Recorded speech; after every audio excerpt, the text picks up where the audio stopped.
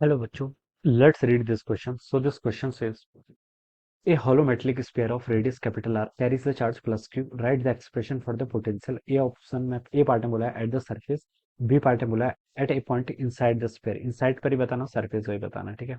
तो इस क्वेश्चन का बच्चों की कॉन्सेप्ट आप क्या लिख लीजिए. The key concept of this question, आपको बच्चों यहाँ पर हॉलो मेटलिक स्फीयर है, ठीक है. एक्सप्रेशन फॉर पोटेंशियल बताना है, ठीक है. तो लिख लीजिए पोटेंशियल, ठीक है. Potential due to a hollow metallic sphere, ठीक है. तो पोटेंशियल का एक्सप्रेशन बताना है, ठीक है.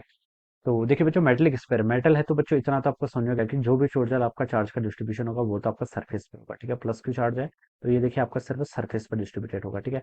हॉलो मेटेलिक स्फीयर है जिसकी रेडियस कितनी आपकी आर है, ठीक है. ये आपको क्वेश्चन में गिवन किया हुआ है, ठीक है.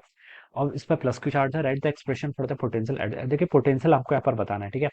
तो देखिए पोटेंशियल कैसे फाइंड आउट करते हैं. देखिए इलेक्ट्रोस्टैटिक फोर्स के आपका इलेक्ट्रोस्टैटिक फोर्स आपका कंजर्वेटिव फोर्स है, तो इसके अकॉर्डिंग इसके करस्पॉन्डिंग हम पोटेंशियल कैसे डिफाइन करते हैं.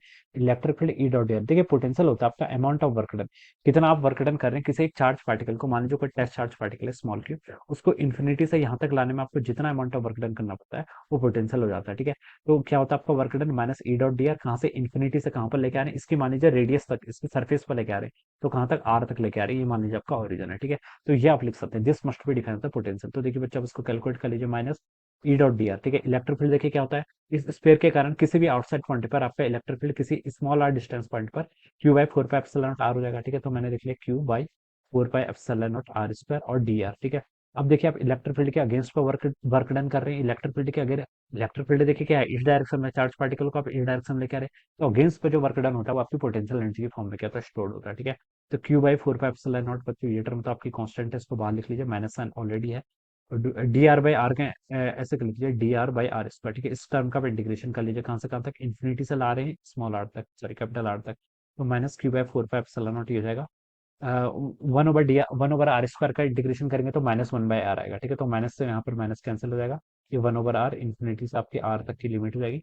तो अब इसको देखिए ऐसे लिख लीजिए, q divided by four pi epsilon naught r, ठीक है, minus q divided by four pi epsilon naught infinity, और वन ओवर इन्फिनिटी जीरो, तो ये आ जाएगा, ठीक है. तो ये आपका पोटेंशियल हो गया, कहाँ पर आपकी सरफेस पर आपने पोटेंशियल डिफाइन कर दिया, ठीक है.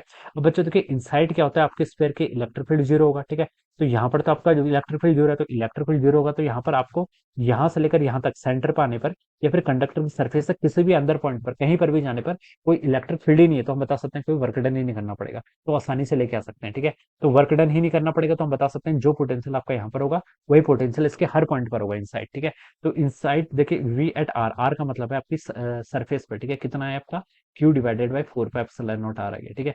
क्यू नहीं बच्चों, कैपिटल क्यू से रिप्रेजेंट कर रखा है तो कैपिटल क्यू बोल देते हैं, ठीक है. और इनसाइड पर हम लिख सकते हैं हर पॉइंट पर आपका इलेक्ट्रिक फील्ड क्या रहेगा, सेम ही रहेगा. क्यों रहेगा बच्चों, वो भी मैंने आपको बता दिया, ठीक है.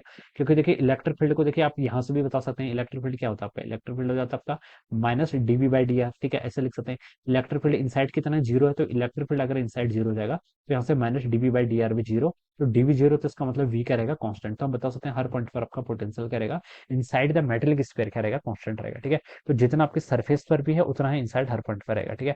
तो ए पार्ट और बी पार्ट दोनों का आंसर आपका सेम ही होगा और ये होगा. Alright, this would be the answer. कैसे होगा मैंने प्रूफ करके बता दिया. Alright, so this is answer. So I hope you all understood this concept. All the best and thank you so much.